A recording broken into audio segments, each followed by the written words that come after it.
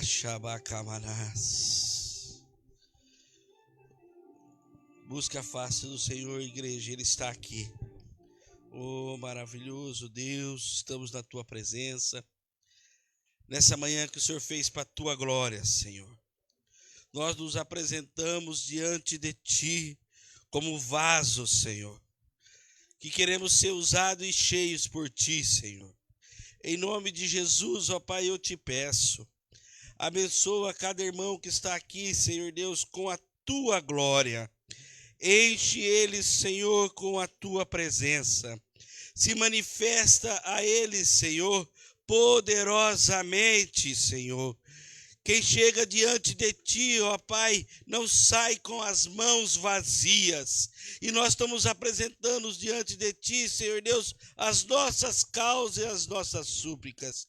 Eu te peço, ó Deus, responde a minha irmã. Eu te peço, ó Deus, responde o meu irmão. Senhor, em nome de Jesus, ó Pai, eu sei que nós temos, Senhor Deus, acesso ao trono, Senhor. Eu sei, ó Pai, por o véu que foi rasgado quando Jesus se entregou naquele madeiro, ó Pai, nós temos acesso a Ti, Senhor. E como nós temos acesso a Ti, ó Deus, nós te rogamos, ó Pai, olhe para a Tua igreja, Senhor. Responde a oração dos Teus filhos, eu te peço, ó Pai.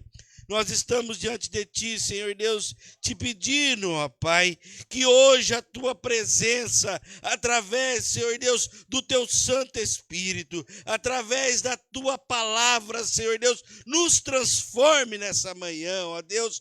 Ninguém, Senhor Deus, que chega diante de Ti, sai da mesma forma, Senhor. Nós sabemos, ó Pai, assim como foi pregado na última quarta-feira, que a caravana da vida encontrou a caravana da morte, e a história daquela família mudou, Senhor Deus, com aquele encontro. Da mesma forma, Senhor Deus, a nossa história vai mudar hoje, Senhor, vai mudar hoje, porque nós temos um encontro contigo, e a Tua presença é real neste lugar. Nós te louvamos, Senhor Deus, e nós te bendizemos, Senhor. Esteja conosco, ó Pai, nesse primeiro domingo do mês de setembro, nós te pedimos, esteja conosco. Ebenezer, Senhor Deus, até aqui o Senhor nos ajudou. Até aqui, Senhor Deus, o Senhor não nos amparou, ó Pai. E nós sabemos, ó Pai, que nós estamos, Senhor Deus, debaixo das Tuas mãos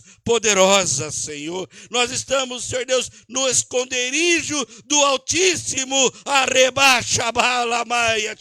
E ninguém pode tocar, Senhor Deus, naquele que está escondido debaixo das Tuas asas, Senhor. E nós estamos, Senhor Deus, assim, Pai, como uma galinha protege os pintinhos, nós estamos protegidos por Ti. E nada pode, Senhor Deus, nos tocar. Obrigado, Senhor. Obrigado porque o Senhor tem, Senhor Deus, falado conosco nesses dias, Senhor Deus, em nome de Jesus Cristo, o Senhor.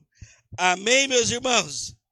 Graça e paz. Se coloca de pé em nome de Jesus. Cumprimente esse irmão que está do seu lado. Diga para ele, seja bem-vindo em nome de Jesus. Bom dia, fala para ele. Aleluia. Você está com essa cara de sono aí, cara amassada. Que isso? Meu Deus do céu. Dia maravilhoso que o Senhor fez para a glória dele. Vamos adorar o Senhor. Cadê os irmãos do louvor, por favor? Aleluia.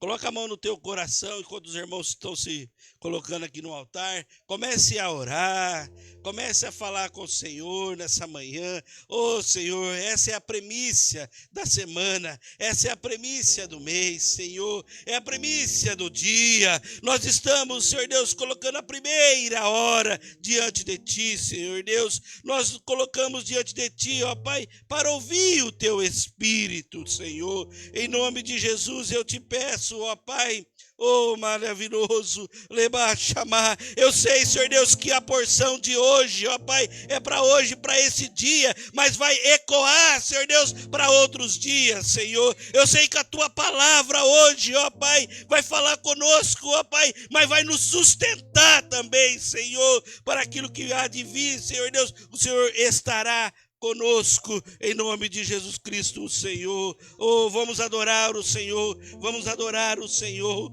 aleluia. Oh, remalabashabacabalabás, oh Senhor, Mestre, aleluia. O vento balançou meu barco, mestre. Estou à beira de um naufrágio, mestre. Será que não vês? Será que eu vou perecer? Sinto na pele o frio desse vento, chego a crer que não estás me vendo. Lembro que estás logo ali, na proa do meu barco a dormir. Eu sei que não estou só, e já posso crer que amanhã vai ser bem melhor. Só porque estás comigo eu posso clamar. Eu acredito que eu não vou naufragar. Só porque estás comigo eu posso clamar. Já tenho fé pra descansar nas ondas de um bravo mar. Sim, eu posso clamar. Mestre, vem me ajudar. Aleluia, você não está só, querido. Você não está só, Senhor. Oh, meu Deus, o Senhor está com você. Aleluias, Ele está do teu lado. Ele está lutando por você. Aleluias, não se sinta só nessa manhã. O Senhor tem cuidado de vós, aleluias. Alegrem-se nesse Deus. Se alegrem nesse Deus que tem cuidado de vocês, aleluias. E eu sei que não estou só, e já posso crer que amanhã vai ser bem melhor. Só porque estás comigo eu posso clamar. Eu acredito que eu não vou naufragar.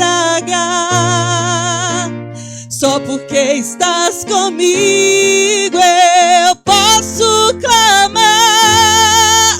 Já tenho fé pra descansar nas ondas de um bravo mar. Sim, eu posso clamar. Mestre, vem me ajudar. Quem é este que até o vento e o mar lhe obedecem? Quem é este que obedece? Até o vento se cala pra ouvir tua voz. Posso clamar, cante, querido, clame a Ele nessa manhã, clame a Ele. Ele está aqui, querido, clame a Ele. Aproveite essa oportunidade, não perca tempo, abra a tua boca, glorifique o nome do Senhor. Posso clamar, já tenho fé pra descansar nas ondas de um bravo mar. Sim, eu posso clamar. Mestre, vem me ajudar. Eu acredito que eu não vou naufragar. Só porque estás comigo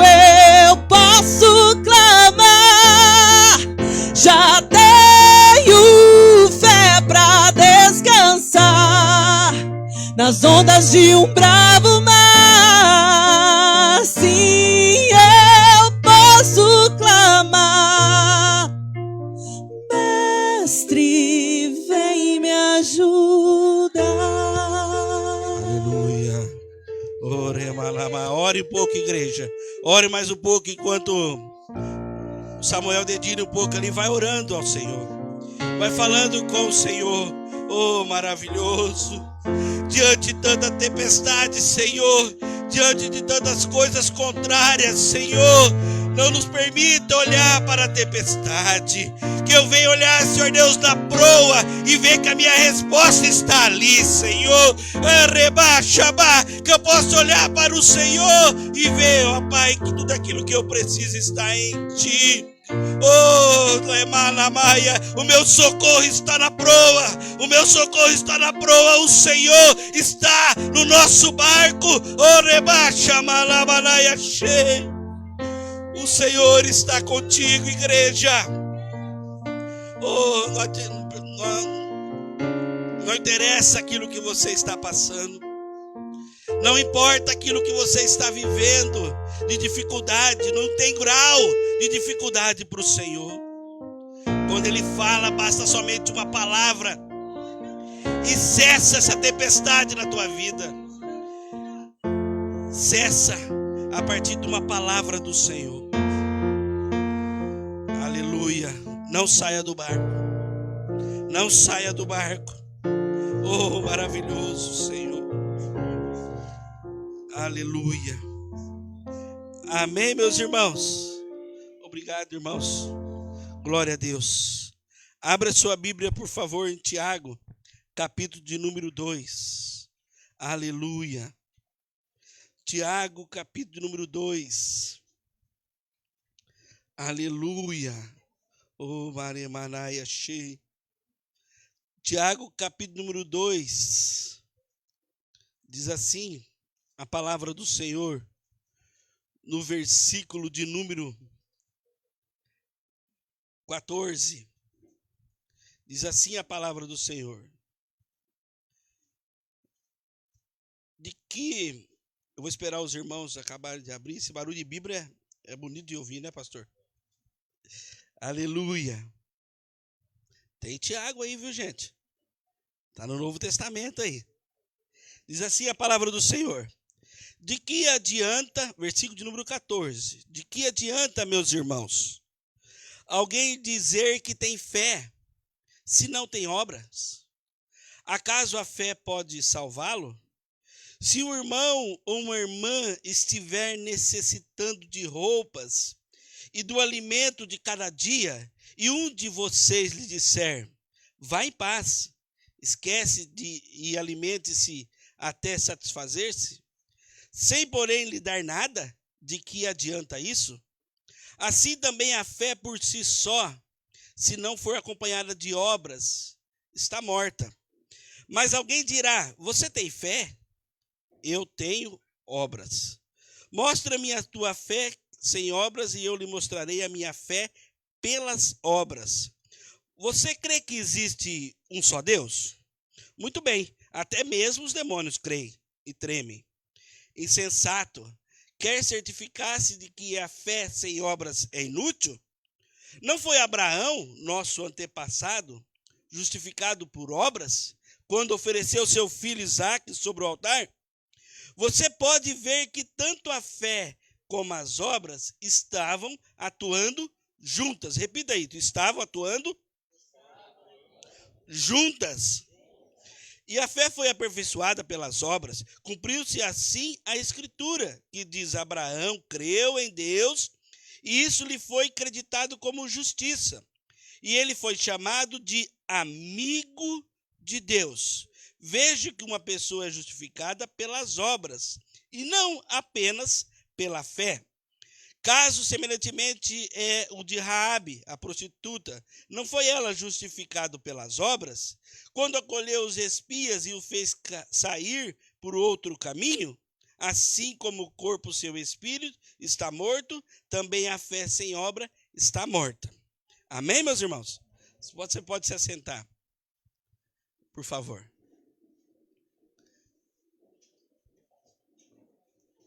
A igreja está linda, cheia. Glória a Deus por isso. Que a igreja tem se ouvido a voz e buscado ouvir o Espírito Santo. Querido, eu estava buscando, alguns dias atrás, a palavra do Senhor, e Deus falou comigo através dessa passagem de Tiago, capítulo número 2, versículo número 14. Eu quero falar com você, querido, sobre algumas pessoas que estão diante do Senhor, mas as suas atitudes não correspondem àquilo que ele fala que crê. Eu quero falar sobre você falar que tem fé em algo, mas não viver aquilo que você fala que crê. A fé, querido, é aquilo que eu ouço, eu posso falar, não, eu creio. Eu vou até o fim com essa palavra, eu creio. Mas quais são as minhas atitudes referente a essa fé que eu falo que eu creio? Não é só dizer, querido, que eu creio. É eu ter comportamento de quem crê realmente. Eu me comportar como alguém que crê verdadeiramente.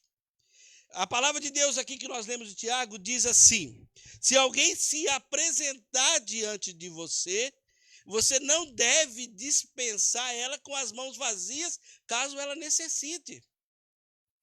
Queridos, se uma pessoa chegar diante de você e falar várias coisas, que inclusive ela está passando dificuldade, e ela está precisando não tem o que comer em casa, você fala, vamos orar e pela fé Deus vai responder. Querido, ela precisa da oração da fé, mas ela precisa de comida também. Ela precisa de algo para comer. Ela não precisa só da palavra da fé. Isso é importante. A fé tem que ir junto com a obra em si. Queridos, você tem que você tem que viver uma vida daquilo que você crê realmente. Porque o contrário também é verdadeiro. O que é verdadeiro o contrário? Quando você fala que crê, mas não se comporta, todo mundo vai falar assim, verdadeiramente eu acho que ele não crê não. Porque o comportamento dele não é de quem crê, não é de quem acredita. Porque as obras acompanham a fé, queridos. Adiantava Abraão, quando Deus pediu Isaac, adiantava Abraão falar assim, eu creio que Deus pode, eu posso levar o meu filho lá e ele não vai morrer, eu tenho certeza disso. Pela fé eu tenho certeza que ele não vai morrer. Mas o comportamento dele tinha que ser o quê? Obedecer a palavra. A obra era fazer aquilo que Deus tinha mandado ele fazer. Era levar o filho até o Monte Moriá. E aquilo era o quê? Uma prova da fé que ele tinha. Claro que Abraão, eu creio que Abraão sempre acreditou que o filho dele não ia morrer. Ele sempre acreditou que o filho dele não ia morrer. Mas a atitude dele era o quê? Vou fazer o que Deus mandou. Não é para ir no Moriá e sacrificar. Eu vou até o Monte Moriá e fazer exatamente como Deus mandou. A obra estava acompanhando a fé. Nosso comportamento tem que ser assim, querido. A obra sem fé é morta. Uma tem que andar junta com a outra. O meu comportamento tem que ser daquilo que eu creio. Você não precisa erguer a mão nem olhar para o seu irmão do lado, que vai ficar com vergonha, hein? O seu comportamento é de alguém que a sua fé está condizendo, as suas obras, está condizendo com a tua fé? Aquilo que você fala, que você acredita, as tuas obras é exatamente igual? Todo mundo que olha para você pode julgar você assim, realmente ele acredita. Eu posso ver. Eu posso ver no comportamento dele que ele crê nesse Deus que ele fala. Porque tudo que ele faz condiz com aquilo que ele fala. Uma coisa não pode ser distante da outra. Meu comportamento não tem nada a ver com aquilo que eu digo que eu creio. Não, as duas coisas andam juntas. Eu digo que eu creio e as minhas obras falam que eu creio. Você acredita que tem umas denominações que acredita que não precisa nem ter fé? É só fazer obras que já é o suficiente?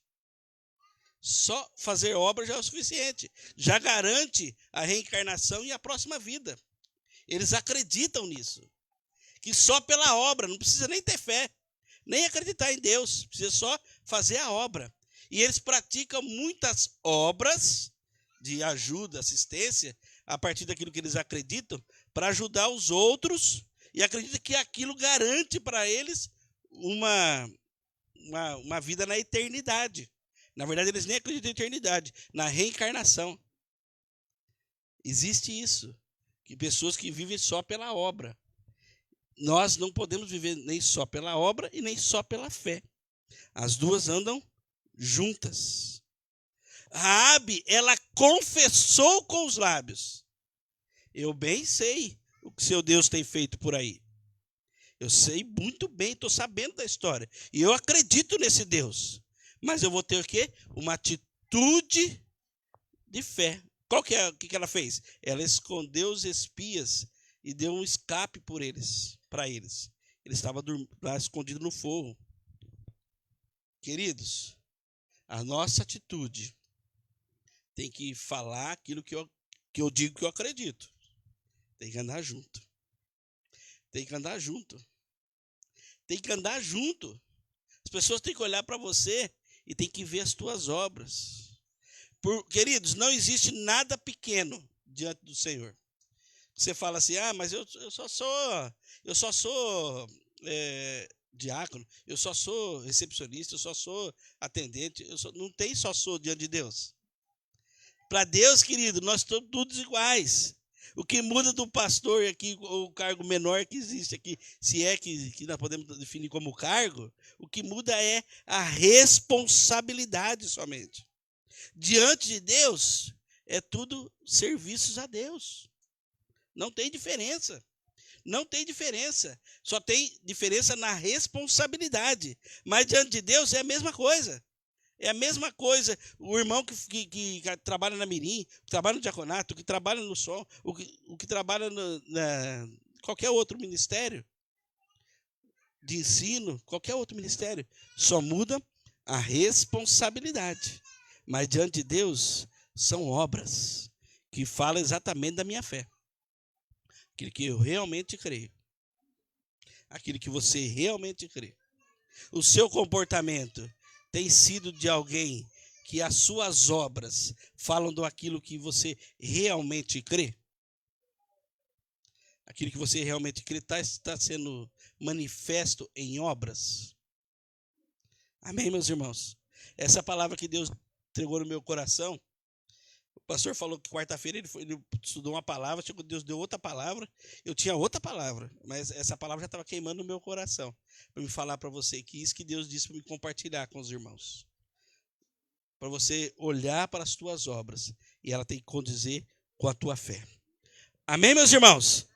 Glória a Deus. Falando em obras e fé e obras, as duas andar juntas. Queridos, nós não podemos nos apresentar diante de Deus com as nossas mãos vazias. Se você, querido, trouxe hoje a tua oferta, isso é uma obra que fala da tua fé. A semeadura, quando você coloca uma semente diante do Senhor, faz parte daquilo que você crê. Daquilo que você acredita. Porque, querido, senão são vãs palavras. Se você realmente não acreditar, são vãs palavras. Mas se você acredita no que está escrito na palavra de Deus, eu acredito porque eu tenho vivido. Você acredita porque você tem vivido maravilhas diante do Senhor. Amém, meus irmãos? Você tem vivido maravilhas diante do Senhor. Então a sua atitude tem que ser igual. Então quando nós falamos aqui de dízimo e oferta, querido, verdadeiramente o pastor tem nos ensinado aqui que nós dependemos exatamente somente de Deus. E a resposta que Deus tem dado para essa igreja é uma resposta baseada na palavra, baseada naquilo que está escrito na Bíblia. Queridos, nós não estamos preocupados, nós não estamos querendo ficar ricos, querendo que você dizime que você oferta, para nós ficar rico e criar uma igreja gigantesca. Não é para isso, não. Não é para isso. É que para você seja abençoado. Para que você seja abençoado. Aquilo que você acreditar e semear vai voltar primeiro para a tua vida. Vai abençoar a igreja? Vai, mas vai abençoar a sua vida também. Preocupado com a tua vida. É isso que nós acreditamos. Então, querido, quando nós falamos de dizimar e ofertar, é para que você seja abençoado. Nós não podemos omitir de você e esconder de você o que diz a palavra sobre isso. O que diz a palavra sobre dízimo. O que diz a palavra sobre oferta. Então, se você crê nisso, seu coração está em paz, se você não tem pendência com nenhum irmão, se você está em paz no teu coração e você vem preparado, semeie nesse momento. Traga a sua oferta. O Juninho vai vir aqui na frente. Acho que é o Juninho que vai vir aqui na frente. Você oferta diante do Senhor. Se você não veio preparado, assim que Deus permitir, você traga a sua semente, quando você sentir no coração. Amém, meus irmãos? Estenda a sua mão para cá, vamos orar para os dizimistas e ofertantes. Senhor, nós abençoamos essa semente, Senhor. Nós te pedimos, ó Deus, que o Senhor transforme ela 100 por 1, Senhor. Eu peço em nome de Jesus, Senhor Deus, que venha resplandecer, Senhor Deus, os lagares do meu irmão. Eu peço a Deus que ele tenha, Senhor Deus, para dar para os outros, Senhor. Que ele tenha, Senhor Deus, de fartura, Pai. Que aquele que apresentar diante dele, Senhor Deus, ele possa dividir, Senhor Deus, e o Senhor multiplicar, Senhor. Eu creio, Senhor Deus, na tua palavra, Senhor, que diz, ó Pai, que o Senhor, Pai, Senhor, leva em consideração uma atitude de fé.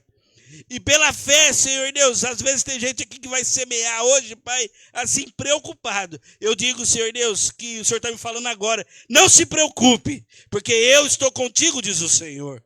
Lança a sua semente e o Senhor multiplicará em nome de Jesus Cristo, o Senhor. Amém, meus irmãos? Se você vem preparado, o Juninho está aqui, erga a tua mão. Lança a tua oferta em nome de Jesus. Nós vamos dividir as classes. Os irmãos, hoje os adolescentes vai ter uma classe hoje, né, pastor? Adolescentes e jovens. Glória a Deus. O discipulado hoje não vai, hoje não tem, pastor? Hoje acabou, né? Glória a Deus. Então, as crianças, os adolescentes. A tia Mariana. Aleluia. Aqui, ó, o pastor quer falar um recado, só um minutinho. Irmão, só um minutinho, deixa eu dar um recadinho rápido aqui, ó. As tias, tem a ver com as tias do Mirim. Ó, a igreja não educa filho de ninguém. A igreja ensina a palavra.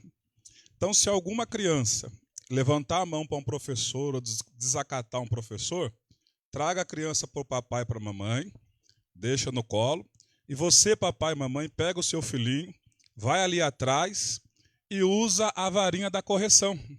Eu fiz isso com a minha filha. Lá a igreja era lá no fundo, o banheiro era lá no fundo. Quantas vezes eu peguei a Maria Eduarda no colo, porque dava trabalho, ia lá no banheiro e ó no bumbumzinho dela. E ela aprendeu. Passou pouco tempo, ela sentava comigo na frente. Então, a igreja não educa filho de ninguém. A igreja ensina a palavra de Deus. Amém, meus irmãos? Se chegar alguma criança no colo do papai e mamãe, leva lá. A criançada está ouvindo aí? Ninguém quer que tenha o bumbum esquentado, né?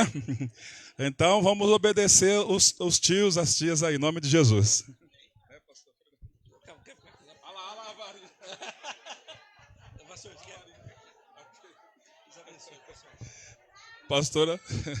A pastora já mostrou a varinha da correção ali. Aleluia. Deus abençoe. Glória a Deus. Isso é sério, né, irmãos? O Espírito de Deus, quando minha menina dava trabalho, o Espírito Santo falava no meu coração, corrige você para outros não corrigir. Eu falei, tá certo. Não pode, tem que ser educado. E hoje não está uma moça educada, porque nossos filhos não é nossos, né, pastor? É a herança do Senhor. Cabe a nós só corrigir. Quantas vezes eu vi o Val pegando o William pela orelha, encostando ele no cantinho lá e ó. E tá aí um moção grande, educado, porque foi educado, né? O pai e a mãe têm que ter autoridade. Se o pai e a mãe não tiver autoridade, irmão, é aquela que nem o pastor Cláudio Duarte fala, né? Tem a plaquinha, proibido trafegar mais de 100. Aí só que não tem radar. Aí o pessoal trafega mais de 100. Aí depois, quando tem o radar, proibido trafegar mais de 100, tem o radar ali. Chega no radar, o pessoal freia para não tomar multa, né? Então tem muitos papais e mamães plaquinha. Está na hora de ser radar. Amém? Glória a Deus. A paz do Senhor Jesus. Nós vamos estudar, dar continuação, né? Continuidade no estudo de Apocalipse. Vamos abrir no capítulo 2 de Apocalipse, depois de uma palavra sobre fé e obras, né? Isso tem tudo a ver com o culto de quinta-feira, onde o Léo também ministrou. Que coisa linda, né? Lá dividiram. A Silene ministrou sobre... Ela fez uma didática, né, irmã Neide? Pegou um saquinho de água, um balde embaixo, e falou: irmão, a gente chega no culto, a gente é cheio. E aí, no decorrer do dia a dia, a gente vai prestando atenção em outras coisas, e ela começou a furar o saquinho. Cada furinho daquele lá era algo que a gente ia perdendo. Então, a gente não pode perder essa essência, a água é Espírito Santo. Então, Deus abençoe a irmã Silene. E depois o Léo veio com uma palavra sobre o que adianta o homem, né, ganhar o mundo inteiro e perder a sua alma, né, que nós devemos também ajuntar tesouros no céu. Como ajuntar tesouros no céu? Tudo a ver com o que o pastor Fernando falou aqui hoje. E baseado naquela mensagem, Léo, no outro dia, uma pessoa lá do meu trabalho postou lá na página nossa, do grupo nosso, o mecânico ciclano tirou uns tumores do cérebro e está passando muita necessidade. E aí, automaticamente, eu lembrei daquela palavra. Falou: opa, é comigo isso aí também. Se alguém puder ajudar, e aí eu coloquei lá, olha, chamei ele no particular, falei, a nossa igreja ajuda também, né? Então nós vamos ajudar com uma cesta básica e ver lá com ele. O Espírito de Deus falou: pergunta como está a situação de Água e Força. Falei: vê lá com ele como que está os papéis de Água e Força. E ele não sabia que fazia mais de 2 meses que ele estava tratando essa situação e estava os papéis atrasados. Aí eu pedi as fotos dos códigos de barra. Nós pagamos para a honra e glória de Deus e amontoamos tesouro no céu. Aí o rapaz mandou uma mensagem, né, dizendo que o moço chorou na hora que recebeu essa dádiva, né, que nós, toda a igreja, ajudamos. Então amontoamos tesouro no céu. Deus seja louvado, né, irmãos? É a obra, né? A fé vai acompanhando pelas obras e assim nós vamos. E quinta-feira, que pena que já está acabando, né, irmã? É o último dia da campanha da quinta-feira, né? Aleluia. E depois nós vamos começar uma lá na casa da Rony e a Alessandra, que já está, assim que eles terminarem a reforma lá, vão para lá, atravessar a cidade. Aí que nem a pastora Zilda fala: vocês amam o mesmo ministério, hein? Porque vocês saem lá do Ragazo e vêm para cá. Então nós vamos começar uma campanha lá, em nome de Jesus. Amém? Acharam Apocalipse capítulo 2? Nós falamos sobre Apocalipse capítulo 1, né? Nós vamos estudar um pouco o livro de Apocalipse. Se quiser sentar para cá, viu, gente? Pode ocupar. Às vezes o pessoal está assim. Eu estou com uma dor desse lado do pescoço, que eu falei para minha esposa, faz uns dias já, parece torcicolo. Ela falou: o travesseiro. Eu estralava o pescoço assim, esse aqui não consigo. Eu estou vendo os irmãos assim, se tiver igual eu, já eu não consegue prestar atenção. Mas Deus é bom. Deus é bom demais, né? Irmãos, o livro de Apocalipse é um livro que foi escrito perto do ano 94, 95. Quem escreveu esse livro foi o apóstolo João. O mesmo João que escreveu o Evangelho de João, o mesmo João que escreveu as 3 epístolas, 1ª, 2ª e 3ª carta de João. E também escreveu o livro de Apocalipse. Então, quando vocês vão cursar um curso de teologia, vocês vão ver que no Antigo Testamento não tem carta, é só livro. E no Novo Testamento tem carta. Então, quando você vai falar, por exemplo, eu falava sempre 1 Reis, 1 Crônicas, lá é primeiro, porque lá é livro. Quantos estão entendendo? Aí quando você vai falar, não é 1 Coríntios, é primeira, porque no Novo Testamento é cartas. Então, no Antigo Testamento, livro. Primeiro livro do profeta Samuel, segundo livro de Samuel. Primeiro livro de Crônicas, segundo livro das Crônicas. Sempre no masculino no Antigo Testamento. Grava isso. E no Novo Testamento é cartas, aí entra no feminino. 1ª carta de Paulo aos Coríntios, 2ª carta de Paulo a Tessalonicenses, enfim. E o apóstolo João, no capítulo 1, nós estudamos o domingo retrasado, esse capítulo, onde ele vai escrever o livro para 7 igrejas que se encontravam, né, na Ásia. E essas igrejas, no capítulo 1, está escrito ali no versículo 11, ó, diz assim, dizendo, o que você vê, escreve em livro e manda às 7 igrejas. Ele endereçou quais eram. Eram Éfeso, Esmirna, Pérgamo, Tiatira, Sardes, Filadélfia e Laodiceia. Essas eram as igrejas que receberam a carta do apóstolo João no ano 94, 95, quando ele escreveu na ilha de Patmos. Essa ilha de Patmos, que João está escrevendo, era uma prisão muito ruim, por sinal. Ele estava preso por ele pregar a palavra de Deus. Ué, pastor, mas isso não é bom, pregar a palavra de Deus? Irmãos, a Bíblia diz que este mundo jaz no maligno. E naquela época, uma coisa é você pregar a palavra de Deus no Brasil. Outra coisa é você ir pregar a palavra de Deus no Afeganistão. Quem quer ir? Porque você sabe que lá você vai ser decapitado. Né? E João, ele vivia justamente numa época dessa.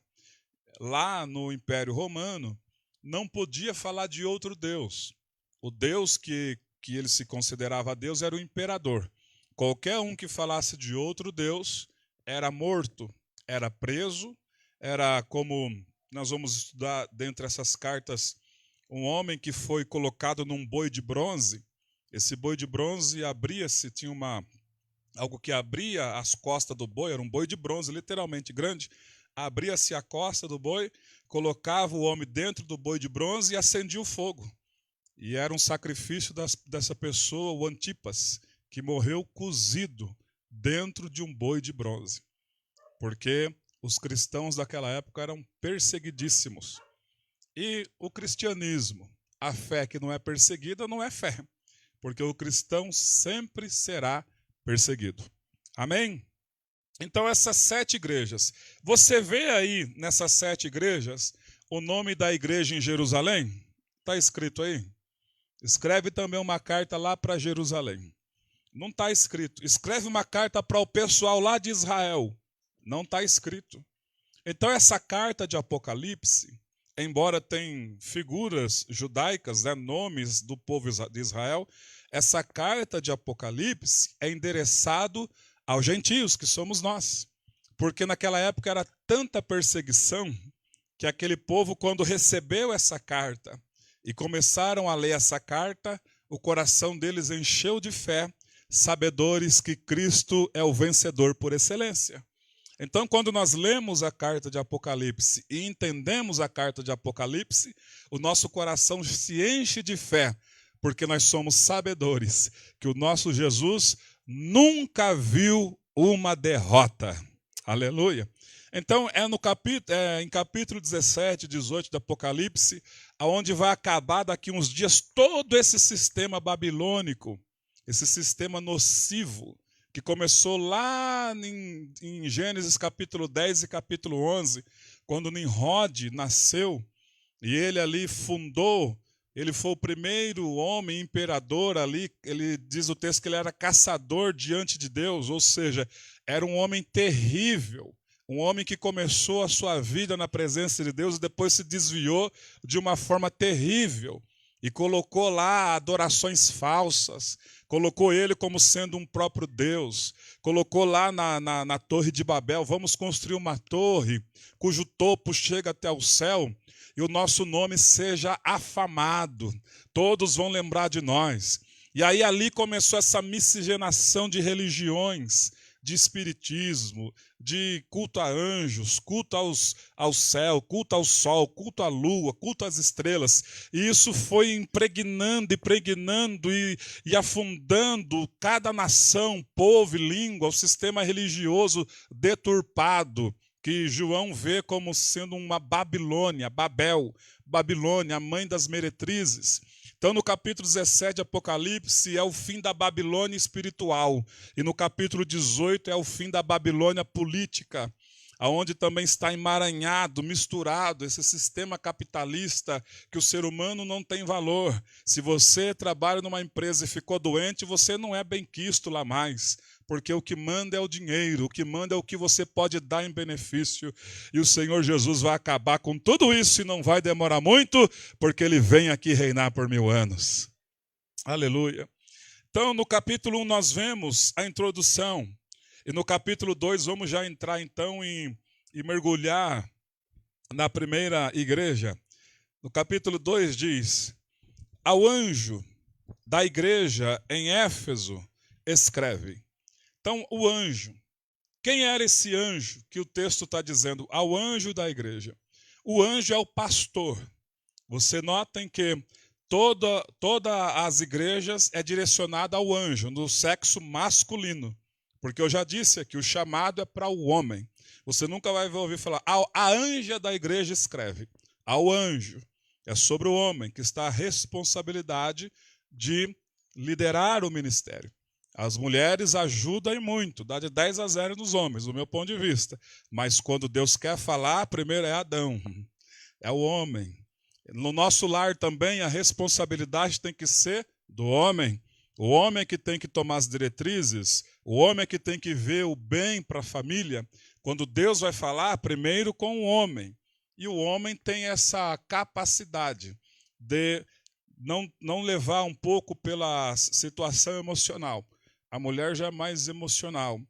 Ela consegue, né, fazer muitas coisas que o homem não consegue. Mas quando Deus quer cobrar, é o homem. Tanto é, quando tivemos a presidente da República, a gente já vê ali a mulher, nada contra, não estou achando machista, longe de mim isso, mas estocar vento, irmão. Saudar a mandioca. Você vê que não tem uma capacidade, né, de liderança, de ímpeto. Até os homens não respeitavam, porque ali tem que ser o homem, porque a hora que a coisa, o caldo aperta e a situação fica complicada, o homem tem mais estrutura. A mulher minha esposa, quando ela, falta de sabedoria nossa, eu permiti ela avançar algum sinal, ela ficava na cama travada, de ajudar outras pessoas e ser mal vista por isso, ficou 2 dias travada. Até que o Espírito de Deus falou, você está pensando o quê? Você tem que resolver esses problemas. E ela fica na retaguarda, ela não pode ser o para-choque. Estão entendendo os homens que estão aqui? Então as mulheres, a Bíblia mesmo já fala, elas são mais frágeis do que os homens. Então, e se a Bíblia está dizendo, não vamos contra a Bíblia. Então, o anjo da igreja é o pastor da igreja. O anjo da igreja é o pastor da igreja. É o líder da igreja. É aquele que tinha o seu corpo de obreiros. É aquele que era o responsável por trazer os ensinamentos direcionados por Deus. Era aquele que distribuía as tarefas orientado por Deus. Então, ao anjo da igreja escreve. O que o Senhor Jesus estava dizendo para ele? Diz ainda no versículo 1. Estas coisas diz aquele que conserva na mão direita as 7 estrelas e que anda no meio dos 7 candeeiros. Vamos retomar um pouco e entender o que é essas 7 estrelas e o que é esses 7 candeeiros. No capítulo 1, no versículo 20, o último versículo, está dizendo o que é. Diz assim, ó, quanto ao mistério das estrelas que vistes na minha mão direita e aos 7 candeeiros de ouro, as 7 estrelas são os anjos, diga assim, são os pastores das 7 igrejas. E os 7 candeeiros são as igrejas. Olha como Deus vê essa igreja. Ele vê como um candeeiro. O candeeiro é o candelabro. É aquilo que Deus falou para Moisés construir, pediu para o moço, né, construir, fazer o candelabro com 7 tubos. Então, Deus vê o candeeiro como um candelabro, aonde o azeite que era colocado no candelabro, no candeeiro, era o símbolo do Espírito Santo. E o fogo era Deus que acendia. Então, ali ficava aquele tubo aceso dioturnamente, e o sacerdote tinha a função de tirar toda a borra, todo o azeite que escorria, a sujeira ficava, o sacerdote vinha com a ferramenta limpar aquilo lá. Então Deus está dizendo, aqui eu vejo como um candeeiro, o meu espírito é derramado sobre vós. E vocês, como sacerdotes e sacerdotisas, têm a função de limpar. O que é limpar? Tirar o pecado, tirar o desejo de pecar, tirar a sujeira para não manchar o candeeiro no total e o candeeiro no individual. Porque nós somos também igreja individual. A função de limpeza é minha e tua, não é de Deus. O sacerdote que tinha que limpar. Quem tem que fugir do pecado é eu e você, não é Deus. Deus já deu vitória. Como é que se foge disso? Ele mesmo diz, em tudo ele foi tentado. Jesus, em tudo ele foi tentado. Por isso, ele, Jesus, é poderoso para socorrer quem está sendo tentado. Quem entende isso? Entendemos isso então. Versículo 2 do capítulo 2. Lá vai ele dizendo: conheço as tuas obras, tanto o teu labor como a tua perseverança, e que não podes suportar homens maus, e que pusestes à prova os que a si mesmo se declaram apóstolos e não são, e os achastes mentirosos. E vocês têm perseverança, e vocês suportam provas por causa do meu nome, e vocês não se deixam esmorecer. Glória a Deus, que igreja boa para se congregar, né? Agora no versículo 3, no versículo 4. Tenho, porém, contra ti que abandonastes o teu primeiro amor. Lembra-te, pois, de onde caíste, arrepende-te e volta à prática das primeiras obras. E se não voltares à prática das primeiras obras, eu venho a ti e moverei do seu lugar o teu candeeiro, caso não te arrependas. Então, o primeiro amor, o abandono do primeiro amor é um pecado.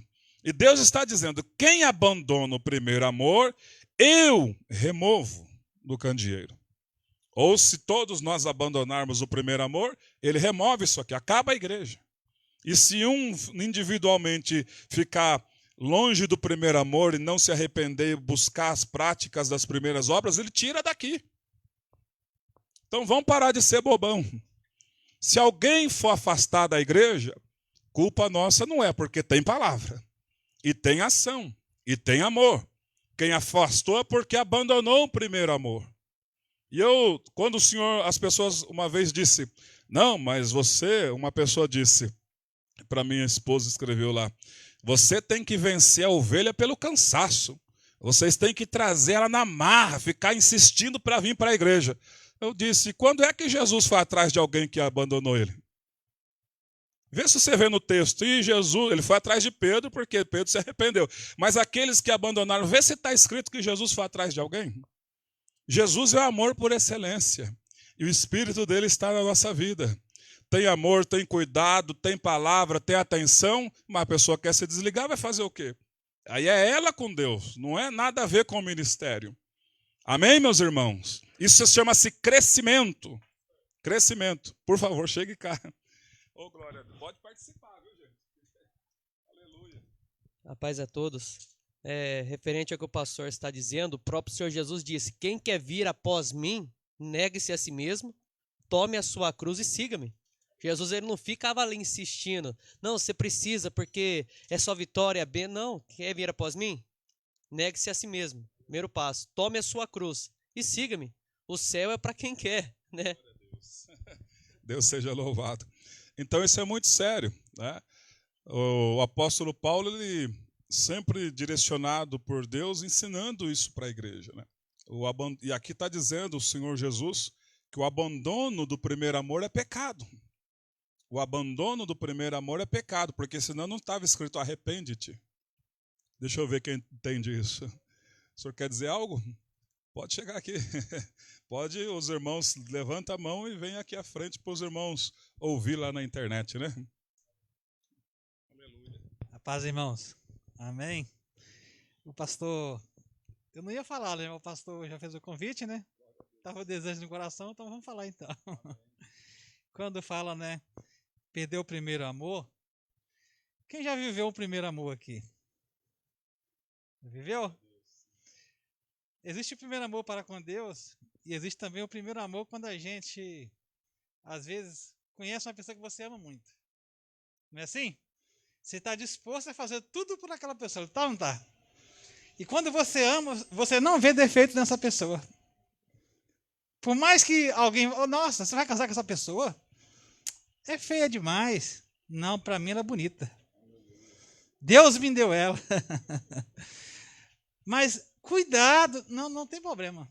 Eu estou disposto a passar por tudo isso e viver com essa pessoa, né? Então, quando a pessoa conhece a Deus de verdade mesmo, nasce um amor muito grande dentro da pessoa. E ela vem para a igreja e ela ama todo mundo. Você vê até um cachorrinho na rua que é pregado até para o cachorro. Porque tem um amor que está derramando dentro dela tão grande que ela não quer abandonar mais esse amor. Mas, o que acontece, né? A igreja aqui, por exemplo, igual o pastor está ministrando, sobre a igreja de Éfeso agora, que fala que eles abandonaram o primeiro amor, eles eram espertos para enxergar falsos pastores, falsos ensinos, mas não tinha a capacidade de amar. Então, eles tinham a capacidade de julgar, de falar isso e isso. Realmente, estava correto, não estava errado. Enxergava os defeitos. Mas, às vezes, não enxergava qualidades através do amor. Que isso impedia de eles crescerem na fé e no crescimento do Senhor Jesus. Amém? Isso foi tirando o que eles tinham.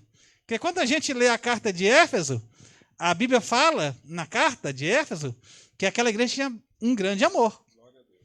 Mas, na caminhada que eles estavam tendo com Cristo, eles foram se afastando desse primeiro amor, que é Jesus. Não estava mais focado em Jesus. E perdeu o primeiro amor. Então, todos nós que estamos aqui nesta manhã, nunca vamos não vamos perder esse primeiro amor. Que você vai ter um bom relacionamento com Deus e para com seu próximo também. Né? Você não vai ficar olhando os defeitos dele. Mas você sempre vai ter uma palavra de amor para essa pessoa, que através do meu amor e do seu amor, ela vai ser mudada. Lá no mundo não tem isso. Lá no mundo, num trabalho, onde quer que seja, se a pessoa pegar uma falha sua, ela te derruba. Mas a igreja do Senhor, ela sempre tem uma palavra, não, Deus falou assim, assim, assim, obedece que dá certo. Né? E aí manifesta o verdadeiro amor, que é Jesus. Né? Quem tem Jesus tem tudo. Amém, queridos? Oh, glória a Deus. Que maravilha, né, irmãos? Então, voltemos em Apocalipse 2. E vamos... ok. Amém, glória. Eu também falo assim, glória a Deus. Às vezes as pessoas falam, pode falar aqui. Voltemos em Apocalipse 2.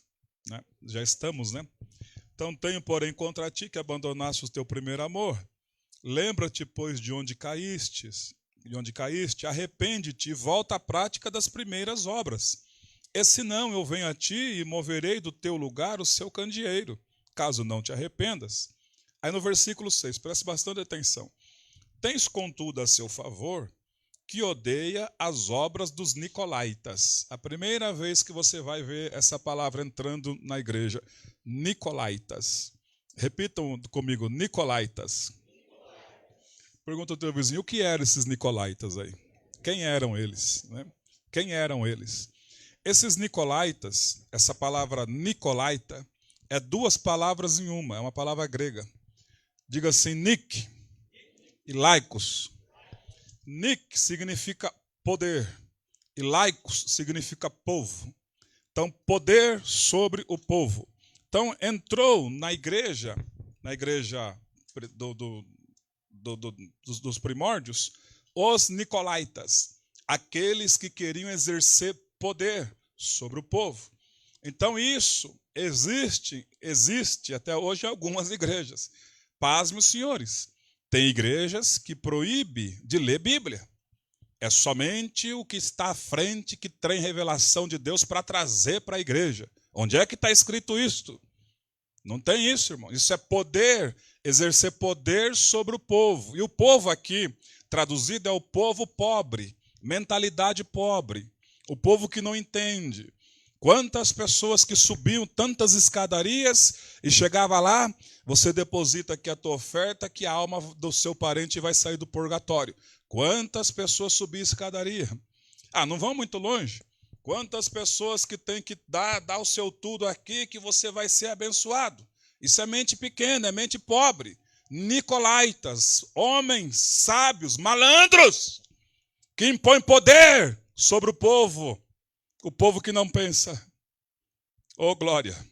E que Deus nos livre essas pessoas disso, em nome de Jesus. Nicolaítas entraram na igreja, e essa igreja de Éfeso odiava as obras dos nicolaítas. E ele continua, dos quais também eu odeio, o Senhor Jesus está dizendo. E no versículo 7, olha só, versículo 7, número 7, tem a pérola. Quem tem ouvidos, ouça o que o Espírito diz às igrejas. Ao vencedor, dar-lhe-ei que se alimente da árvore da vida, que se encontra no paraíso de Deus. Ao vencedor você vai alimentar. E tudo aqui em Apocalipse, lembrando, é uma linguagem figurada. A árvore da vida que estava lá no jardim do Éden. Se comesse daquele fruto, viveria eternamente. Então, ele está nos remetendo, sempre vai nos remeter para toda a Bíblia no passado, enfim. João está nos remetendo lá para Gênesis.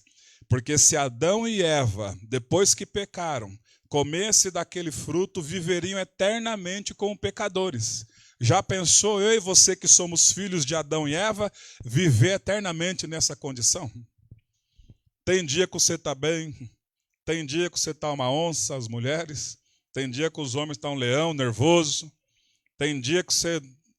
Essa vida, irmão, quanto mais idade a gente vai ficando, vai perdendo a graça dessa vida e nós vamos achando graça na nossa nova vida. Então, isso é maravilhoso. Deus está dizendo, quem vencer vai se alimentar do fruto, ou seja, você vai ter vida eterna. Dá um chacoalhão no teu irmão e fala, você vai ter vida eterna. Aleluia. Se vencer, não é os derrotados que está falando aqui, ao derrotado, ao vencedor que venceu a preguiça, aleluia, que venceu o próprio desejo, que venceu o cansaço, que venceu a fadiga, que venceu as intempéries da vida, que venceu para estar na presença de Deus, você tem e terá a vida eterna. Aleluia. Amém, meus irmãos? Vamos então à biografia, como que surgiu a igreja de Éfeso. Atos dos Apóstolos. Nós aqui estamos vendo o último livro endereçado, o primeiro endereço é a primeira igreja, Éfeso. Vamos ver como surgiu. Na verdade, Éfeso surgiu, eu vou pegar um gancho na mensagem do pastor Rodrigo, diga assim, os últimos serão os primeiros. Éfeso surgiu na última viagem missionária de Paulo. Está recebendo a primeira carta em Apocalipse. Aleluia. Éfeso, em Atos dos Apóstolos. Nós vamos aprender muito aqui nessa manhã com a igreja de Éfeso. Eu disse, Atos dos Apóstolos, capítulo 18. Por gentileza, Atos dos Apóstolos, capítulo 18. Aleluia. Eu quero depois pedir a todos os obreiros da igreja, aqueles que desejam ser obreiros, para que leiam o livro de Atos dos Apóstolos inteiro. E vamos ver como era a vida desses irmãos. Porque na carta de Efésios, depois nós vamos ler, fala que nós somos fundados sobre apóstolos e profetas. Ou seja, está nos orientando a dizer, olha para a vida deles. Vê se eles desistiam. Vê se eles murmuravam. Vê se eles reclamavam. Até o próprio apóstolo Paulo, quando começou a sua caminhada e os judeus queriam matar-lhe, os irmãos da igreja falaram: Paulo, nós vamos ter que tirar você do cargo e você vai de volta para Tarso. Paulo não reclamou, Paulo não murmurou, Paulo obedeceu. Ficou mais de um ano lá em Tarso, na cidade dele, até que Barnabé estava descendo para Antioquia. Falou: está faltando aqui um irmão para compor aqui essa obra. E foi lá em Tarso, buscou Paulo, trouxe ele para Antioquia, e diz o texto: e os cristãos de Antioquia, pela primeira vez, os homens de Antioquia foram chamados cristãos. Irmãos, hoje, no nosso século XXI, eu converso às vezes com alguns pastores, eles falam: tem gente que fica bicudo se eu ponho no banco, tem gente que fica bicudo se eu tiro do cargo. Eu falo: manda ler Atos dos Apóstolos, para ver se fica bicudo, para entender o que é chamado, para entender o que é vida de obreiro, o que é vida de obreira. Tudo isso em Atos dos Apóstolos. E no próprio livro de Atos dos Apóstolos, capítulo 18, Paulo agora saindo da cidade de Corinto, depois de uma perseguição, ele chega agora no versículo 18, diz assim: mas Paulo, havendo permanecido ali ainda muitos dias, por fim, despedindo-se dos irmãos, navegou para a Síria, levando em sua companhia Priscila e Áquila, depois de ter raspado a cabeça em Cencreia, e porque tomara voto. Paulo era um homem que ainda tinha umas práticas judaicas. Esse aqui ele fez um voto de Nazireu. Versículo 19. Primeira vez que ele chega, chegados a Éfeso, deixou-os ali. Ele, porém, entrando na sinagoga, pregava aos judeus, rogando-lhe eles que permanecesse ali mais algum tempo. Ele não ascendeu, mas despedindo-se disse: se Deus quiser, voltarei para vós outros. E embarcando partiu de Éfeso, e ele foi então para Cesareia. Aqui foi a primeira estadia quando Paulo chegou em Éfeso. Chegou junto com Priscila e Áquila. Quando ele chegou, ele já foi procurar a sinagoga dos judeus. Por quê? Porque o Senhor Jesus disse: ide por todo mundo, pregai o evangelho. O Senhor Jesus disse: se vocês vão receber poder, ao descer sobre vós o Espírito Santo, vocês vão ser minhas testemunhas em Jerusalém, Judeia, Samaria e confins da terra. Ele está dividindo as classificações. Primeiro você vai pregar para os judeus. Se os judeus não ouvir vocês sacode o pó dos seus sapatos e saem e vai pregar para os gentios. Paulo, em obediência, primeiro lugar que ele foi, na sinagoga. Chegou lá, os judeus deram ouvido à palavra, mas Paulo queria seguir viagem. Os judeus disseram: por favor, fique mais um tempo aqui. Fica mais um pouco aqui conosco, para nós ver esses ensinamentos que tu trazes. E Paulo falou: não dá para mim ficar. Se Deus permitir, futuramente eu voltarei para vós. E aí o tempo passou-se um pouco, e Paulo, por fim, desceu de novo para Éfeso. Agora, no capítulo 19. Capítulo 19. Diz assim: aconteceu que, estando Apolo em Corinto, Paulo, tendo passado pelas regiões mais altas, chegou novamente em Éfeso. E achando ali alguns discípulos, perguntou-lhes: recebestes porventura o Espírito Santo quando crestes? Ao que lhes responderam: pelo contrário, nem mesmo ouvimos falar que existe o Espírito Santo. Então, eu imagino que nessa agora segunda vinda de Paulo a Éfeso, eu imagino que ele estava ali na praça e tinha alguns irmãos ali evangelizando. E ele falou: mas esse culto está frio, né? Isso aqui eu estou conjecturando, tá, irmãos? Mas esse culto está meio esquisito, parece que está faltando alguma coisa aí. Aí, terminando o culto: vocês aí, vocês receberam o Espírito Santo? Eles disseram: nem sabemos que existe Espírito Santo. Aí falaram: agora entendi. Porque se não tiver Espírito Santo, dá sono. Se não tiver Espírito Santo, fica parecendo que está o caixão de Jesus no meio e um culto fúnebre. Mas com o Espírito Santo tem vida, aleluia. Então eles disseram, nem sabemos. Aí Paulo ensinou eles, batizou eles em nome do Senhor Jesus. E no versículo 6, impondo-lhes Paulo as mãos, veio sobre eles o Espírito Santo, e tanto falavam em outras línguas como profetizaram, e eram 12 homens. E ali começou então, depois da vinda de Paulo, começa agora a situação estabelecer-se na cidade de Éfeso.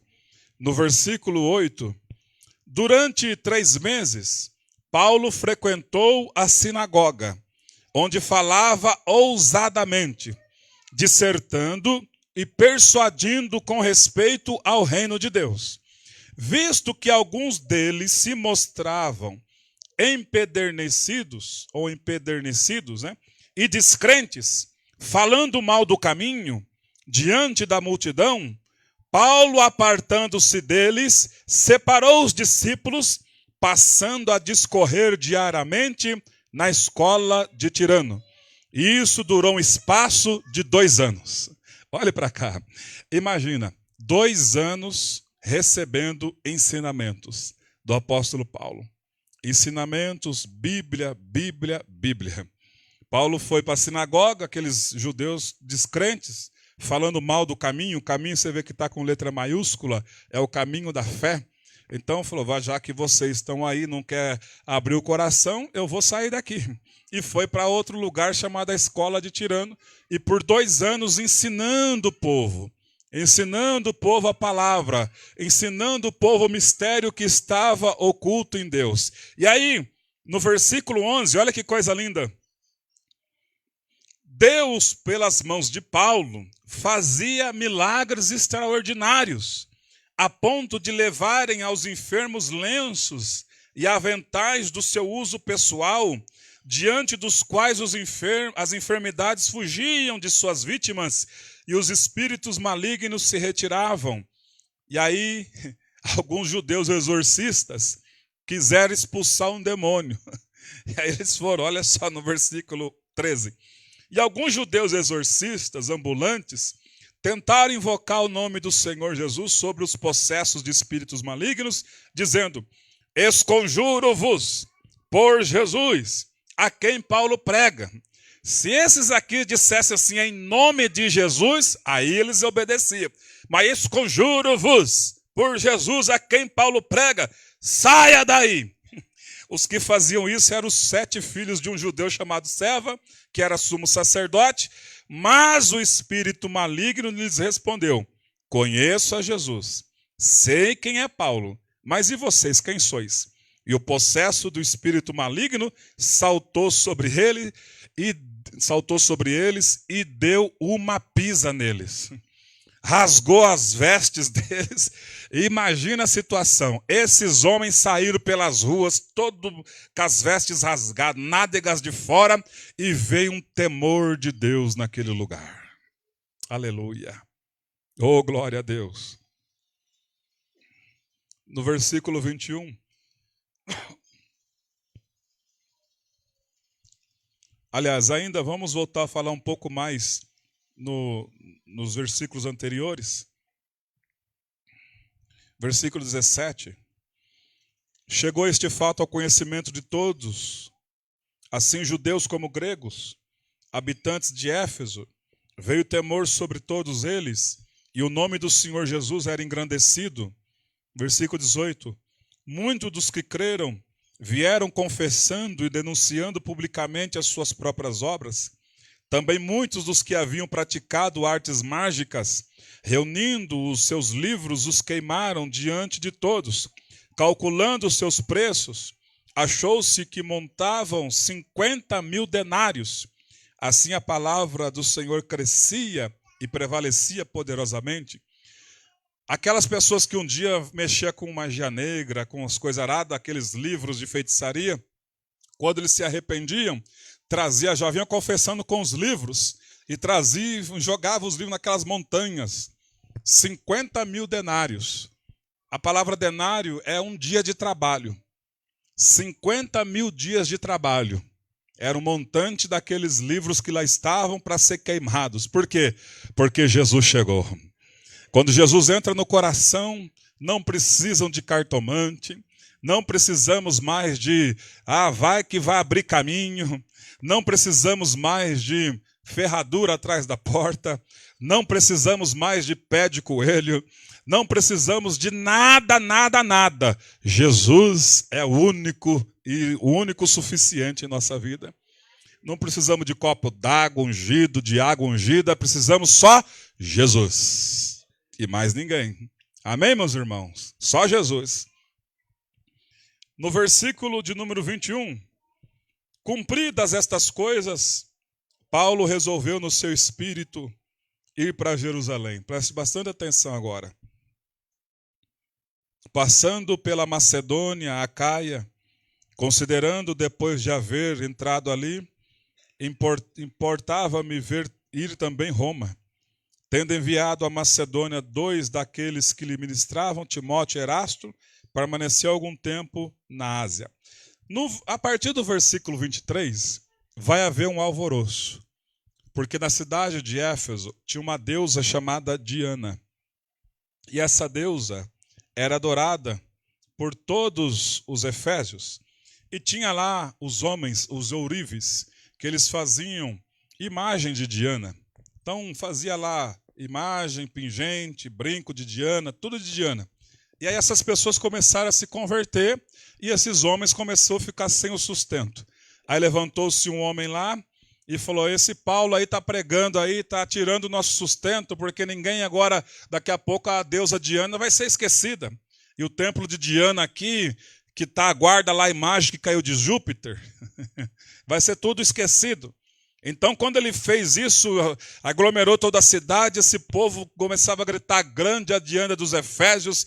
Aí, tentaram procurar Paulo, não achou, pegou os amigos de Paulo, levou lá para junto ao fórum, e eles por espaço de 2 horas gritando, grande a Diana dos Efésios, grande a Diana dos Efésios, até que chegou lá o escrivão e falou, ei, o que vocês estão pensando aqui? O que está acontecendo? Não, é porque nós estamos perdendo o nosso dinheiro, porque agora o povo está se convertendo, a Diana está sendo abandonada. Diga glória a Deus. Aleluia.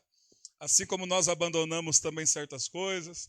Perdemos dinheiro aqui, esse Paulo está pregando, o escrivão falou, olha, vocês estão aí querendo fazer botim?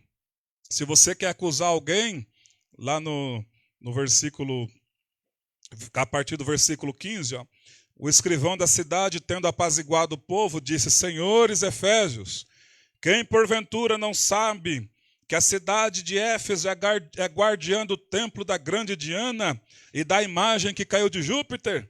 Ora, não podendo isso ser contraditado, convém que vos mantenhais calmos e nada façais precipitadamente, porque estes homens que aqui trouxestes não são sacrílegos, mas nem blasfemam contra a nossa deusa.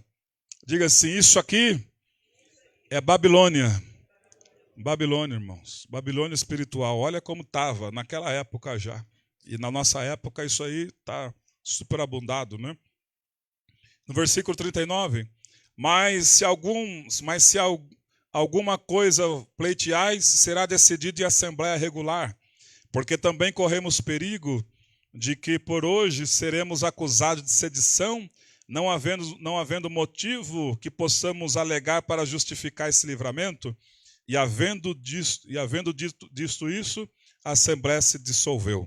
No capítulo 20 agora. Cessado o tumulto, Paulo mandou chamar os discípulos e, tendo-os confortado, despediu-se, indo ele para Macedônia. Paulo ele queria ir até o tumulto, mas as pessoas disseram, não vai não, Paulo. Se você for, você vai ser morto. Então depois Paulo chamou Gaio, que estava envolvendo, e também o Aristarco, que apanharam, que foram humilhados. Paulo chamou eles, confortou eles, e aí Paulo então foi para Macedônia, e eles ficaram ali um tempo. Ficaram um tempo ali em Éfeso, ainda colocando a igreja e levantando ali a liderança na igreja. E Paulo então partiu para Macedônia. Depois Paulo, quando chega no versículo 7, a Macedônia, Paulo agora vai reunir os irmãos.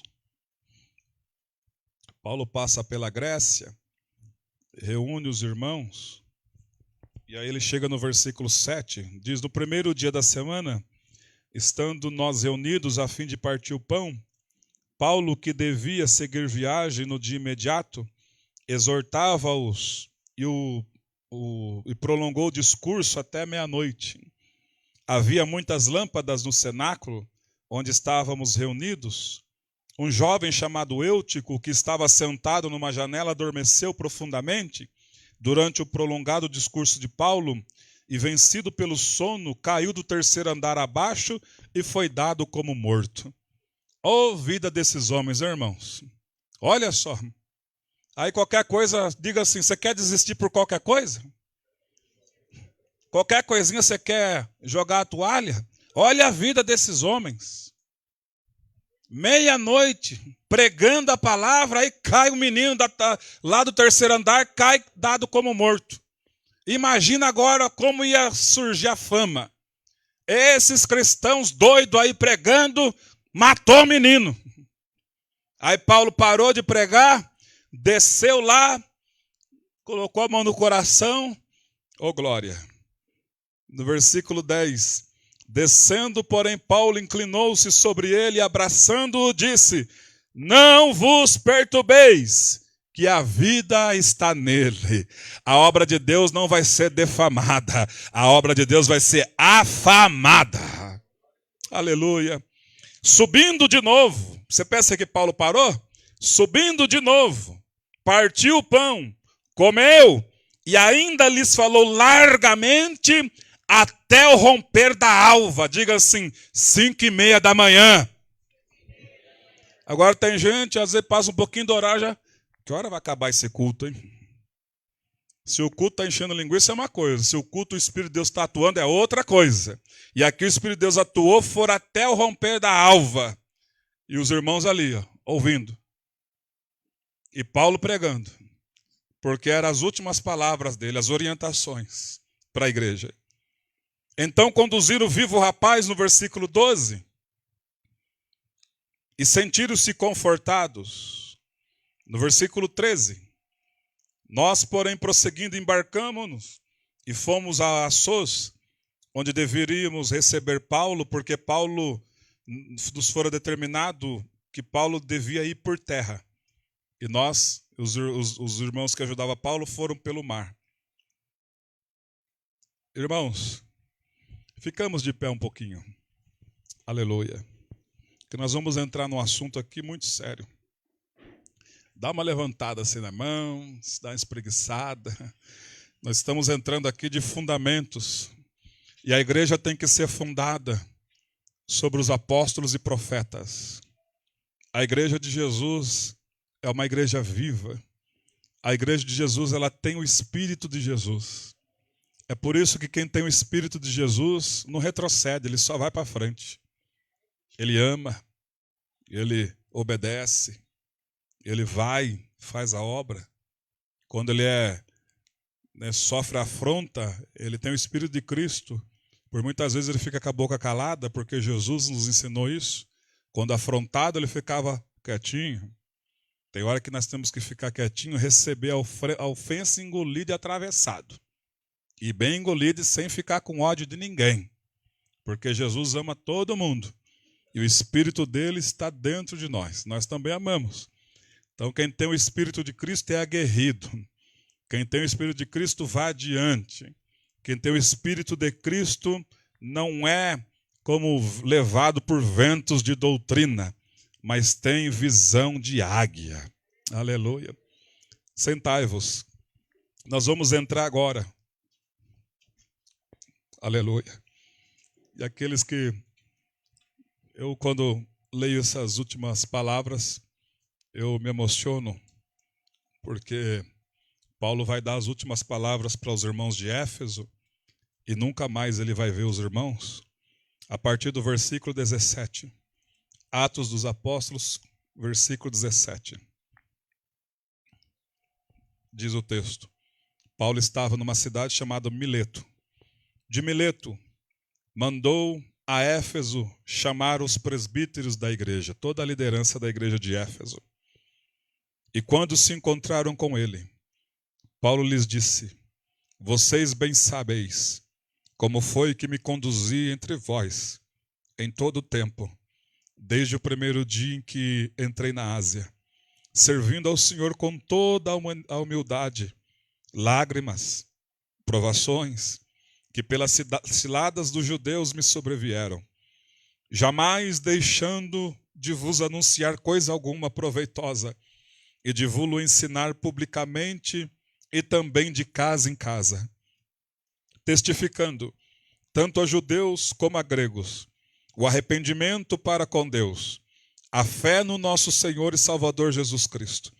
E agora, constrangido em meu espírito, vou para Jerusalém, não sabendo o que ali me encontra o que me acontecerá, senão aquilo que o Espírito de Deus já tem me avisado, de cidade em cidade, e tem me assegurado que me esperam em Jerusalém, cadeias e tribulações. Porém, em nada considero a minha vida preciosa para mim mesmo, contanto que se complete a minha carreira e o ministério que recebi do Senhor Jesus, para testemunhar o evangelho da graça de Deus. Agora eu sei que todos vós, em cujo meio passei, pregando o reino, não vereis mais o meu rosto. Portanto, eu vos protesto no dia de hoje, que estou limpo do sangue de todos, porque jamais deixei de vos anunciar todo o desígnio de Deus. Atendei por vós, por todo o rebanho, sobre o qual o Espírito Santo vos constituiu bispos, para pastoreardes a igreja de Deus, a qual ele comprou com o seu próprio sangue. Eu sei que depois da minha partida entre vós penetrarão lobos vorazes, que não pouparão o rebanho, e que dentre vós mesmos se levantarão homens, falando coisas pervertidas, para arrastar os discípulos atrás deles. Portanto, vigiai, lembrando-vos de que por 3 anos, dia e noite, não cessei de admoestar com lágrimas a cada um. Agora, pois, encomendo-vos ao Senhor e à palavra da sua graça, que tem poder para vos edificar e dar herança entre todos os que são santificados. De ninguém cobicei prata, nem ouro, nem vestes. Vós mesmos sabeis que estas mãos serviram para com o que me era necessário, a mim e aos que estavam comigo. Tenho-vos mostrado em tudo que, trabalhando assim, é mister socorrer os necessitados e recordar as palavras do próprio Senhor Jesus. Mais bem-aventurado é dar do que receber. Tendo dito estas coisas, ajoelhando-se, orou com todos eles. Então houve grande pranto entre todos, e abraçando afetuosamente a Paulo, o beijavam. Entristecido especialmente pela palavra que ele dissera, não mais veriam o seu rosto, e acompanharam-no até o navio. Aleluia. É impossível, né, irmãos, não ficar sensibilizado e tocado por essas palavras. Um homem que chegou em Éfeso e por 3 anos, como ele disse aqui, dia e noite, fazendo cultos familiares, ensinando a palavra de Deus, trabalhando para trazer o sustento para os irmãos que acompanhavam ele, para não dar mau testemunho para ninguém. Esses homens são homens que nós devemos imitar. E eu, pelo menos, procuro imitar esses homens, que não desistiram, que em meio às lutas não ligaram para a própria vida, como ele disse, mas serviram a Deus. Serviram a Deus tão dignamente, que a igreja ficou fundada em Éfeso.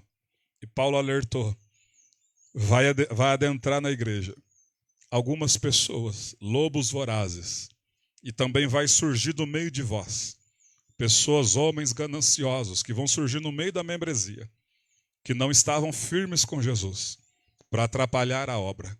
Mas vocês vigiem, fiquem atentos quando qualquer murmúrio ou qualquer burbúrio surgir. Vocês vão junto, chama, repreende, coloca a igreja de joelhos, senão a situação fica complicada. E o tempo passou, Essa carta, essa igreja foi aberta no ano 30, entre 30 e 40. Agora o tempo passa. Paulo agora está em outros lugares e futuramente ele vai agora escrever uma carta para a igreja.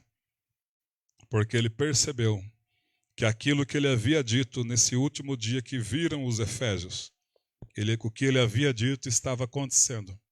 As pessoas começaram a adentrar na igreja. E surgiram na igreja alguns falsos profetas. Esses homens de Éfeso eram homens que tinham visão. Quando acontecia, eles já repreendiam. Qualquer coisa ele já chamava para sentar e conversar. Qualquer fofoca, qualquer conversa paralela, ele já chegava e sentava para conversar, corrigia a igreja. E o tempo foi passando. Alguma geração dos mais velhos foram morrendo. E chega no ano 95, uma geração que estava ainda ali viva, já não tinha mais o ardor do Espírito Santo, porque já estava vazios do primeiro amor. Tinham obras, mas não tinham amor. Essa é algo que nós devemos nesta manhã, meus irmãos, observar e bem observado.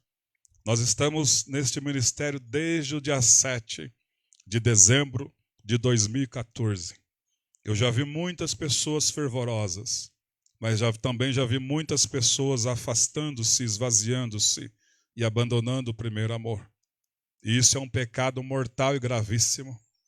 Deus nos trouxe nesta manhã, e até você que está ouvindo pela internet, Deus nos fez parar, e você que vai ouvir ainda essa pregação, essa aula, Deus nos faz parar para a gente rever o nosso primeiro amor. Onde está o nosso primeiro amor? O que estamos vivendo do primeiro amor? Será que está o primeiro amor esquecido, deixado de lado? Ou será que esse primeiro amor ainda arde no nosso coração, a ponto de nós, diariamente, querer agradar a Ele e não a nós mesmos? Querer fazer o gosto dEle e não o nosso gosto. Querer estar sempre na presença dEle e não na presença de mais ninguém. Aleluia. Então, aqui, Paulo orientou, Paulo ensinou, Paulo ficou vários dias, várias noites, pacientemente, ensinando a palavra de Deus, chamando os irmãos para conversar, trazendo quando tinha alguma desobediência, sentava, orientava, pregava, ensinava. Dias se passam. Paulo agora está em outros lugares. Eu imagino que passou uns 5, 6, 7 anos. Paulo agora vai escrever uma carta, que é a carta aos Efésios. Vamos lá, carta aos Efésios, capítulo 1, e vamos ver Paulo escrevendo essa carta para os irmãos. Aos Efésios, capítulo de número 1, versículo 1. Ele começa assim como Pedro, ele diz assim: Paulo, apóstolo de Cristo Jesus, por vontade de Deus, aos santos que vivem em Éfeso e fiéis em Jesus Cristo. Então ele começa dizendo, primeiro ele põe o nome dele, depois ele põe o título dele. Porque primeiro vale um bom nome do que um bom título.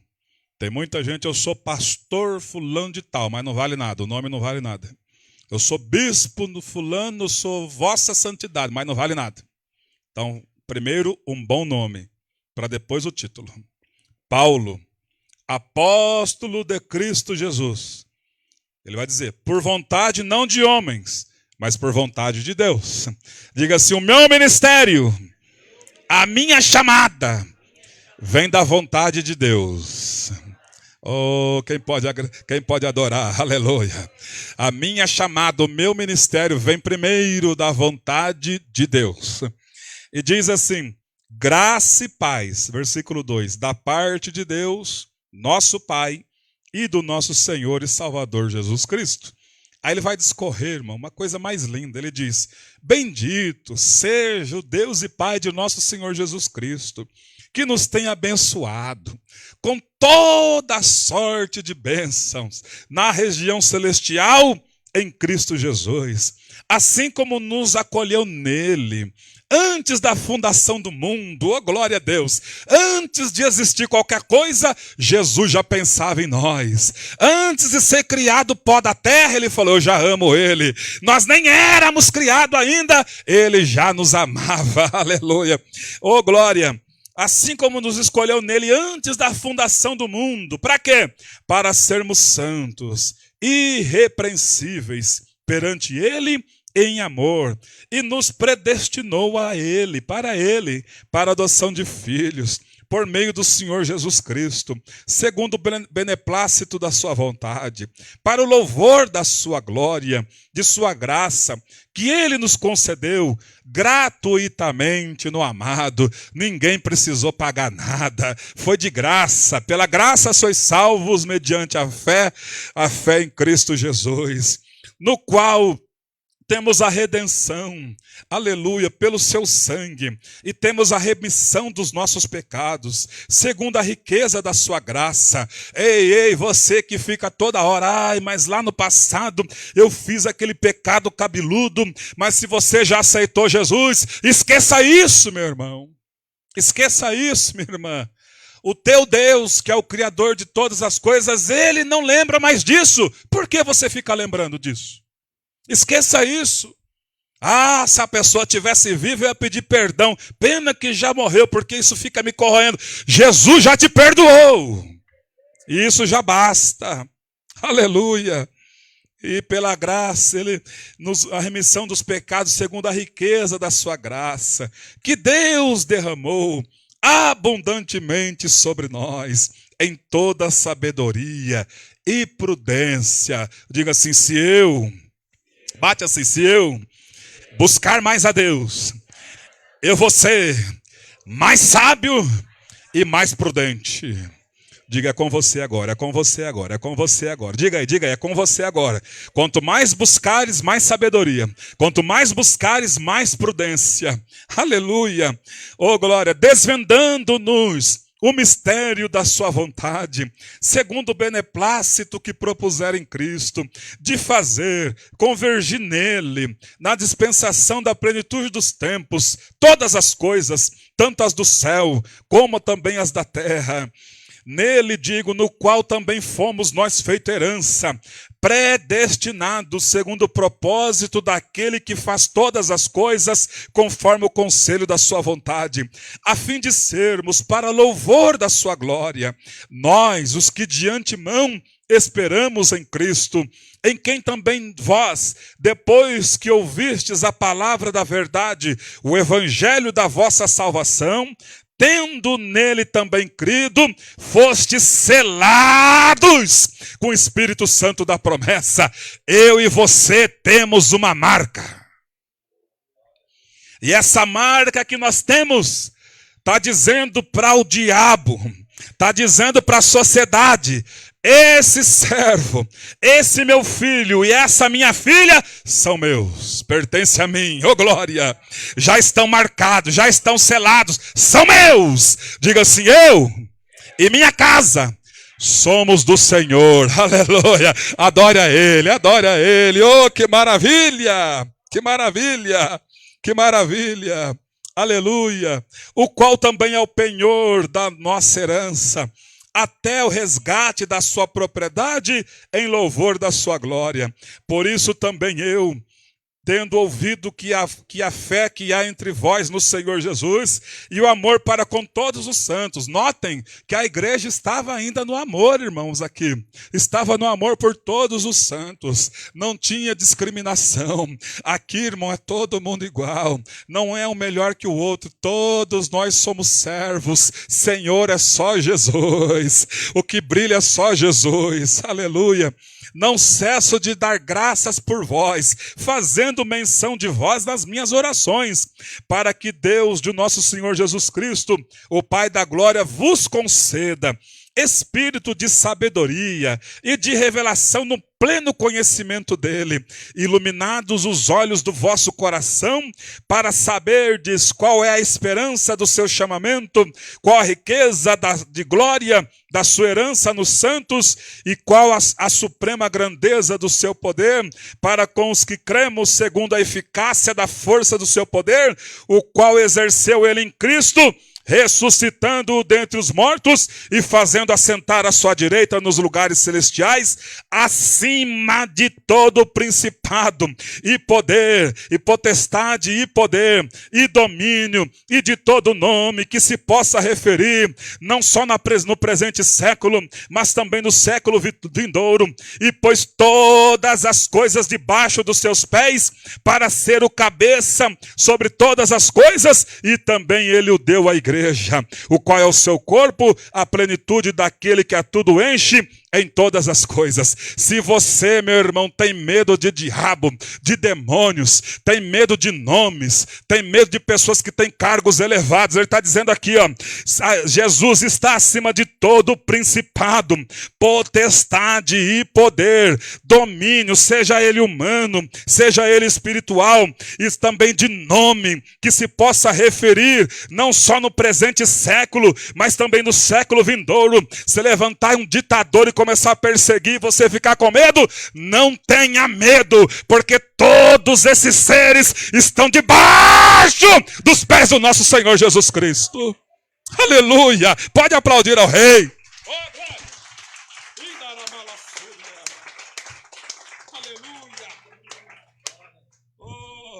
E nós somos filhos dele. Mexeu conosco, mexeu com ele. Ele diz, ai de quem tocar na menina dos meus olhos. Aleluia. Então não devemos ter medo de nada. É isso que esses homens do passado estão dizendo. Não tenham medo de nada. Não tenham medo nem da morte, porque a nossa vida não é mais nossa. Nossa vida é dele. Apenas podemos dizer uma só coisa. Eis-me aqui, Senhor. Envia-me a mim do seu jeito. Usa-me do seu jeito, levanta-me do seu jeito, opera do jeito que o Senhor quiser operar, desde que eu seja útil para o Senhor. Oh, vamos estar em pé. Aleluia, aleluia. Oh, glória. Como é que pode, irmãos? Isso vale de alerta. Depois que Paulo escreveu essas maravilhas, e nós vemos o fundamento da igreja de Atos, e aí nós vemos agora a carta endereçada à igreja de Atos. O Senhor Jesus é o cuidado dele no começo. Jesus cuidando da igreja no meio, usando Paulo para escrever uma carta. E Jesus cuidando da igreja no final. E no final a igreja está com o amor esfriado. Jesus cuida de nós no começo da caminhada, no meio da caminhada, e se precisar puxar a nossa orelhinha no final, ele vai puxar, dizendo, arrepende-te, volta, vai lá porque você tem fundamento, fundado sobre os apóstolos e profetas. Olhem para a vida desses homens do passado, sigam de exemplo, sirvam eles de exemplo, e vamos seguir a nossa caminhada.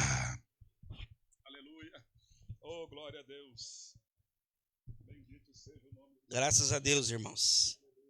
Glória a Deus. Queridos, é muito importante nós falarmos uma coisa. A igreja, ela, domingo de manhã no estudo bíblico, ela é uma igreja viva. Amém, meus irmãos? Uma igreja viva porque nós temos uma divisão de classes. Aqui ficam os adultos que estavam falando, por exemplo, do Apocalipse 2, das igrejas de Efésios, Esmirna, Pérgamo e Tiatira. Nós temos a igreja das crianças pequenininhas, os agapinhos, que estavam aprendendo sobre Abraão, né? Já a igreja dos adultos, a classe dos adultos, dos jovens, né? Estava aprendendo sobre que Jesus é o começo, o meio, o fim, o alfa, o ômega. Ele é tudo. A igreja a classe dos juniores estava falando sobre Jonas. E a Mariana lá embaixo estava ensinando sobre a armadura de Deus. Queridos, é uma igreja viva. Uma igreja que ensina para cada idade, né? Tem um direcionamento. Eu louvo a Deus pela vida dos professores, o pastor que estava aqui, o pastor Rodrigo, que é professor também, o pastor Harold, o Alexandre, o André, né? A irmã Di, né? Pastora Di, vou chamar já assim, profetizar já, né? O Dalfrec também estava lá com a Damires, a Mariana, a Marília, a pastora Tia Doce, né? Tia Doce. Então, são todas pessoas usadas na mão do Senhor, né? Pessoas que nós devemos estar orando todos os dias, né? Deus tem levantado essas pessoas para fazer diferença nesse tempo. E Deus quer levantar você também para fazer diferença nesse tempo. Amém, meus irmãos? Deus é fiel. Vamos. Você pode se assentar, por favor? Tem alguns versículos, por favor, irmãos. Marília. Glória a Deus. Meu nome é Bianca, eu vim fazer um vídeo pra vocês. Você já se inscreveu no nosso canal do YouTube? Não? É fácil, é só você arrastar aqui a telinha, apertar no botão de se inscrever e o sininho. Agora dá pra vocês compartilhar com seus amigos e seus familiares.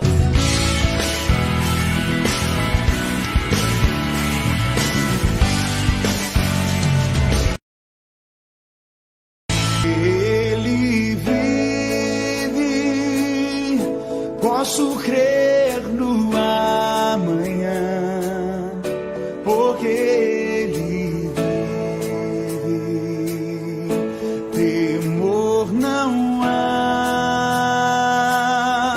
mas eu bem sei, eu sei que a minha vida está nas mãos